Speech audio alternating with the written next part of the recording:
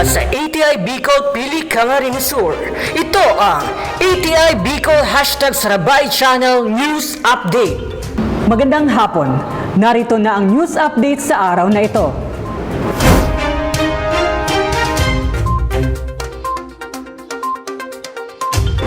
PhilMec namamahagi ng makinarya sa Bicol sa ilalim ng Rice Competitiveness Enhancement Fund Program.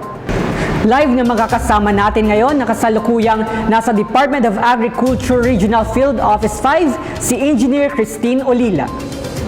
Kasalukuyang namamahagi ng mga makinaryang pansakahan sa mga magsasaka ang Philippine Center for Post-Harvest Development and Mechanization of PhilMec, katuwang ang Department of Agriculture Regional Office No. 5 sa rehiyong Bicol bilang bahagi ng Rice Competitiveness Enhancement Fund Mechanization Program.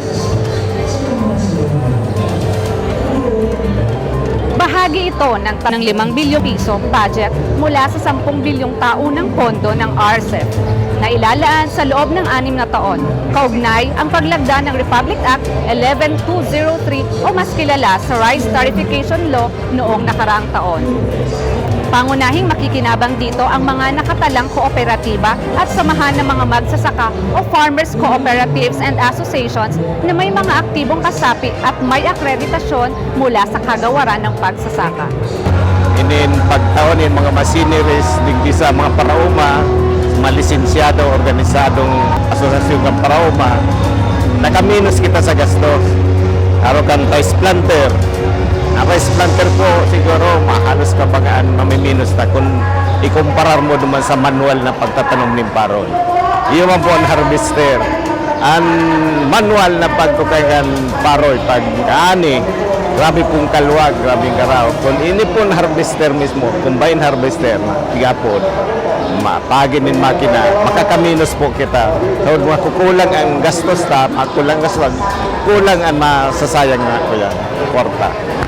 Lahat po ng bayan dito po sa Region 5, particularly dito sa Camarines Sur, na rice producing municipality ay magkakaroon po ng makabagong makinarya pagsaka. Naglalayo palakasin ng mga magsasakang Pilipino para may kakayahan makipagsabayan sa pandaigdigang pambubukid sa ating bansa. Ang Bicol Region po, as of today, meron ng na-accredit na 872 Farmers Association. Meaning, yung 872 po yun, qualified na po silang mabigyan ng mga machineries na pinamimigay ng Direktoral Lurina. So, pasalamatan po natin sa Direktoral Lurina. Pakakagdagan niya pa ang ibibigay niya sa atin. Kabilang sa mga makinarya maaaring mapakinabangan ay ang mga agricultural tractors, farm tillers, rice seeders, rice transplanters, rice harvesters, rice reapers, rice threshers, mechanical rice dryers, rice mills, irrigation pumps, at small solar irrigation. Maraming salamat, Engineer Christine Olila. At yan po ang news update sa araw na ito. Ako po si Chan Tosok para sa ATI Bicol #Sarabay Channel News Update. Magandang hapon.